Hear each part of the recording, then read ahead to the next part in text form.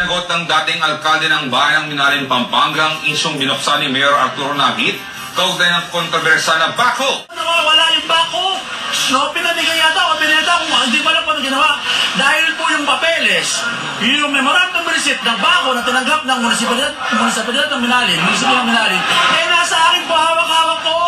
Kaya si Mayor Katoy, alam niya kung nasaan yung bako. Yung bako ay nandito sa Santo Tomas. Ang bako na yun, for the information of everybody, yun po ay pag-aari ng Public Works, DPWH, at yun ay pinapahiram sa mga munisipalidad na kailangan. At wala tayong karapatan na ibenta yan. Malaking problema yon.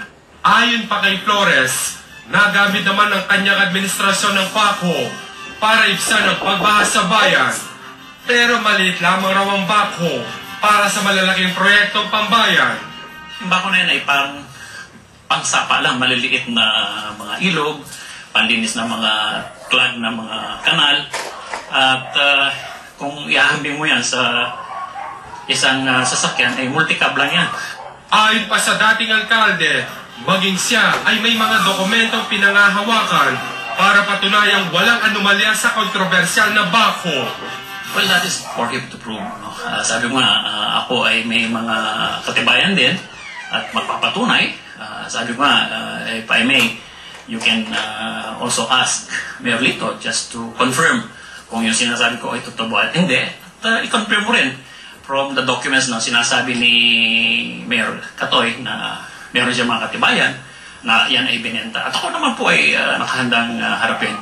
Kinumpirma naman ni Santo Tomas Mayor Jose Lito Nagit na ipinahiram lamang sa kanilang bayan ng bako. Actually, hindi strong binenta naman natin bibilin yun. Parang ano lang kasi, Minalin, San Tomas, nagtutulungan lang yan eh. Parang ganun lang. Kung sino naman, parang tayo lang yung caretaker noon. Pero kung gagamitin naman ng Minalin, wala namang problema. Okay, so, parang tayo lang yung nagme-maintain.